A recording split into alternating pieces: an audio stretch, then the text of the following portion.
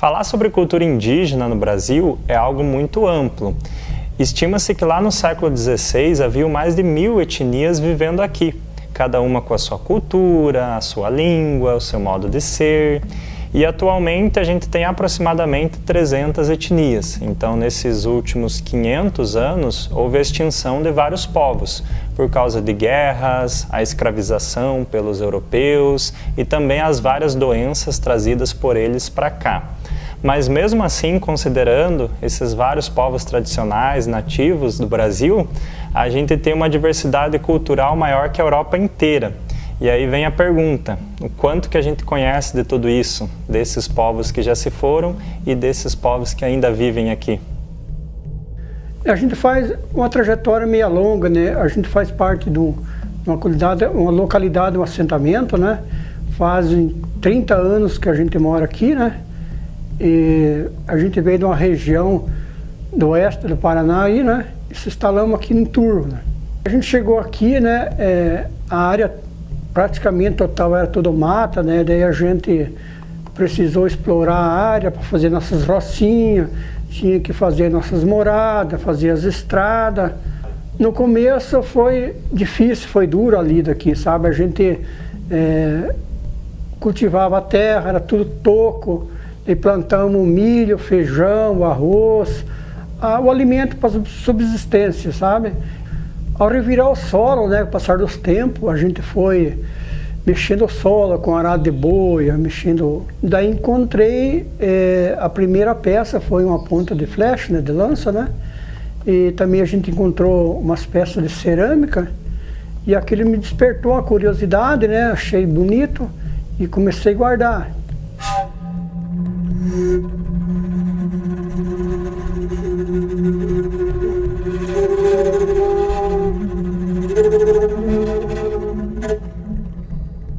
Eu sempre faço uma brincadeira, né, que isso aconteceu graças ao meu avô, né, que o meu avô, um bom contador de história, contava uma história oral, né, então ele contava para nós que a gente morava lá na roça, no sítio, como que foi a chegada dos portugueses aqui no Brasil, como é que foi o descobrimento. Daí ele contou que ao chegar aqui no Brasil encontraram os indígenas, que os indígenas tinham uma cultura diferente, que eles caçavam, pescavam, os utensílios deles era cerâmica, flecha para caçar, lâmina de machado. Então aquilo me despertou uma curiosidade, mas eu perguntava para o vô, mas como machado de pedra? Não, mas o vô falou, os índios utilizavam o que a natureza oferecia para eles, né? Que era a cerâmica, o barro e as pedras, né? E as técnicas delas, né? De fato, nós brasileiros somos um povo miscigenado, mas na maioria das vezes a gente não conhece verdadeiramente as nossas origens. Por exemplo, quando alguém tem descendência europeia, já diz, meus avós, bisavós eram italianos, alemães, poloneses, ucranianos, portugueses e por aí vai. Mas a gente não consegue traçar o caminho das nossas raízes africanas e indígenas. É difícil encontrar alguém que saiba dizer eu tenho sangue Xetá, Charrua, Xoclém, Minuano, Goitacás, Caeté, Yanomami, Guarani, Kaiowá, porque a história do Brasil foi escrita pela visão dos colonizadores, dos europeus. E justamente uma das estratégias de colonização é, além de você invadir o espaço físico desses povos, apagar as suas características culturais. Então, daí peguei esse material, umas caixas de papelão, peguei o ônibus aqui na cidade, né, e fui até amanhecer lá em Curitiba. Daí nós já tínhamos marcado o horário lá com a arqueóloga, peguei, desci na rodoviária, esperei amanhecer o dia com aquelas caixas de artefatos lá no banco na rodoviária, clareou o dia. Daí peguei um táxi, fomos até o Museu Paranaense. Ao chegar lá fomos bem recebidos por uma arqueóloga, né? Então aprendi bastante com ela, ela me orientou como fazer, né?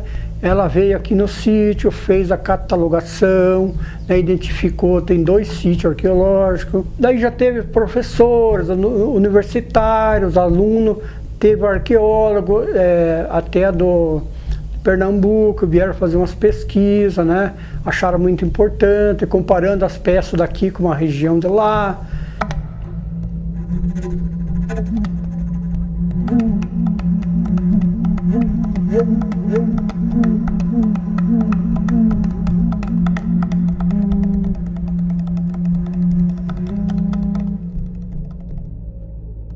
Os primeiros relatos escritos sobre o Brasil, descrevendo como era a terra, o clima, os animais, as pessoas, como elas viviam aqui, foram feitos pelos navegadores portugueses, espanhóis e também os franceses. E é a partir desses registros, cartas, documentos, que a nossa história foi construída. Só que é a história do ano de 1500 para cá. A gente precisa lembrar que os ameríndios, os povos nativos, já vivem aqui no continente há milhares de anos e são culturas essencialmente orais. Então, as suas histórias são transmitidas de geração para geração através de conversas, cânticos, ritos, lendas.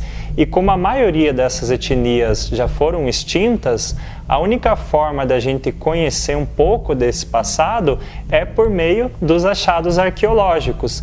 Por isso da importância tão grande de um acervo como esse do sítio arqueológico Marrecas, porque cada uma dessas peças conta detalhes desses modos de vida. Então, a boa parte das minhas peças estão em casa e uma boa parte também está no Museu Paranaense, né, para estudo, lá pesquisa, né. Lá deve ter umas 40, 50 peças, aqui deve ter umas 300 peças, 320 peças. Então, boa parte a gente encontrou aqui no meu sítio, mas assim, a partir desse momento aí que eu comecei a coletar, daí as pessoas comentavam que essas lâminas de machado, que era pedra de raio, daí eu fui comentando com eles que aquilo não era verdade, aquilo era lâmina de machado, era dos índios. Então a gente conseguiu algumas peças próximo aqui, que as pessoas, amigos, encontraram, daí doaram para mim, a gente presenteou, eles presentearam eu, fez uma troca, né?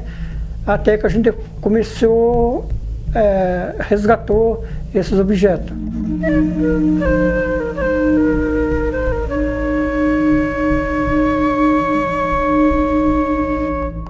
O sítio arqueológico Marrecas fica no município do Turvo, região central do Paraná, e está entre os rios Cachoeira, Marrecas e Ivaí. Esse acervo, com mais de 300 itens, é composto por peças de 2 épocas diferentes. As de pedra pertenceram aos Itararé Taquara, uma etnia que deu origem aos caigangues, e tem datação aproximada de 4.000 anos. E as de cerâmica foram dos Tupi-Guarani, têm cerca de 500 a 600 anos. Eram objetos utilizados no dia a dia dessas comunidades, como pontas de lança, de flecha, virote, panelas, maceradores, pilão, mão de pilão, machadinha de pedra, lâminas e outros diversos utensílios. Sim, esse material é importante para pesquisa, né? As futuras gerações que estão vindo aí, estão estudando e pesquisando, para eles verem como que era o Brasil no início, né? O que habitou o Brasil, né? Como que era a cultura. Então, cada peça que eu encontrava, para mim, seria como um troféu, né? Eu estou guardando isso com amor, com carinho, que a próxima geração aí pode conhecer, pesquisar, estudar. Espero também que um da família, um neto, uma neta, o dia que eu não puder mais, que continue esse trabalho, que esse trabalho não pare, né? Que continue aí para as escolas, professores, a comunidade, pessoas de fora venham conhecer, né?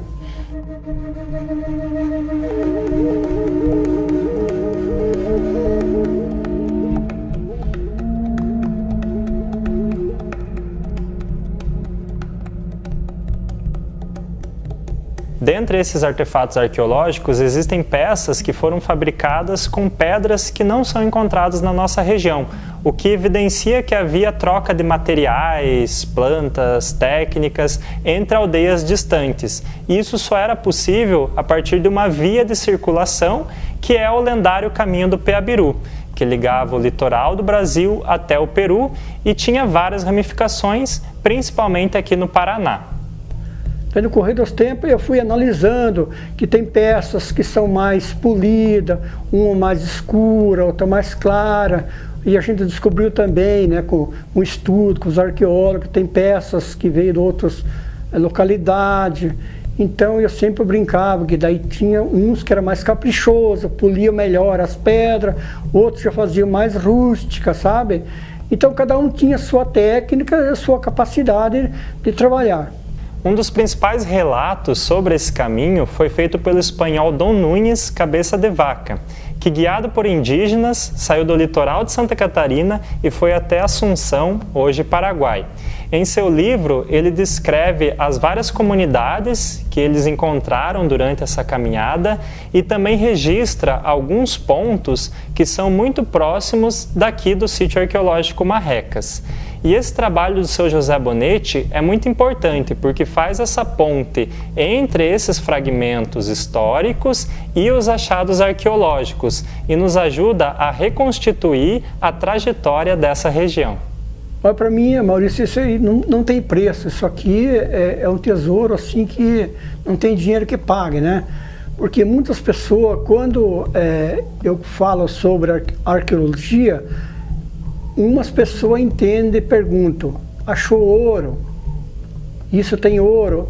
Eu falo não, porque no tempo do índio não conhecia ouro, né? Então isso, o maior ouro é a descoberta disso, né?